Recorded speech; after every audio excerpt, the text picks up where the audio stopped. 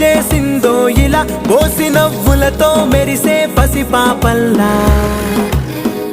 చేదతో బావులలో గలగల చెరువులో బాతుల ఈతల కళ చేదుగా ఉన్న వేపను నమిలే వేళ చుట్ట పొగ మంచుల్లో చుట్టాల పిలుపుల్లో